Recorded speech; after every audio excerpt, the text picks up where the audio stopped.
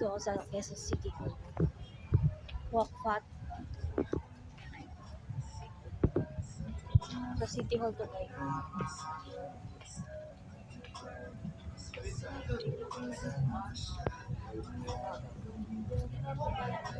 Fresh chicken.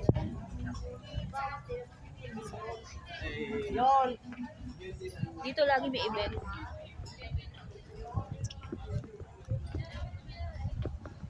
Kalimutan kong bumalik dun sa client kahapon. Kasi naka-lunch break sila. Pero ngayon baka puntahan ko sila. Admin. Yun, dalandan. Large for season. Blue lemonade. Cucumber. May sugar pa rin. Hindi ako pwede. Hindi pwede sa may sugar. Hindi ako nagsusugar guys. Ayun, may event. May event na yun. Earth Day, no? Isang araw pa yun. Dito kung gusto mga pagkain. Shake. Nagda-diet nga ako eh. I'm dieting.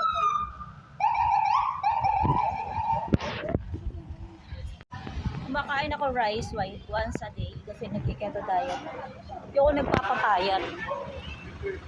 Nagpapaano ako ng cellulite, fat, at saka abs. Kumakain pa rin ako, kaya lang hindi na masyadong sugary. Less carbo na ako. One rice lang. Parang half rice lang, hindi yun. Every day. Andito ako sa Quezon City Hall. So, pupunta ako sa office. Branch namin. Nag-shortcut lang.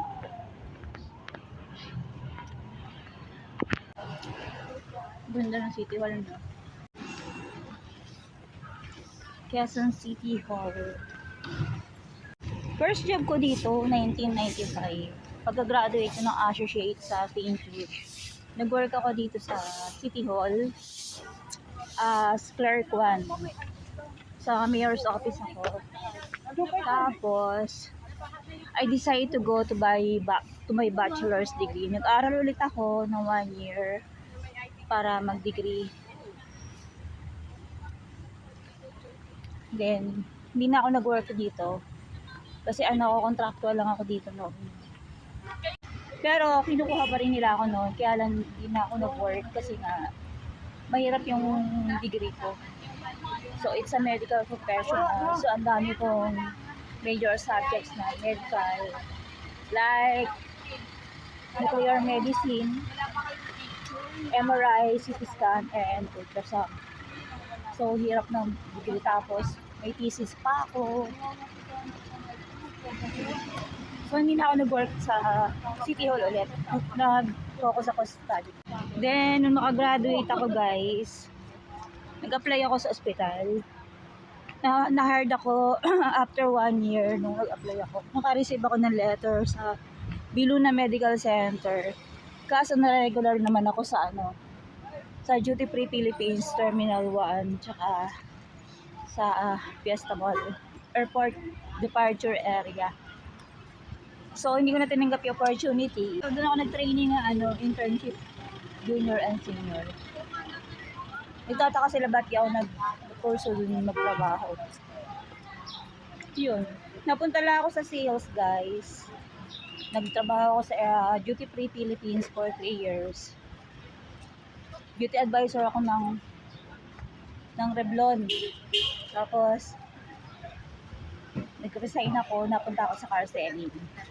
So, yun, doon ako nag-start sales. Until now, sa sales ako.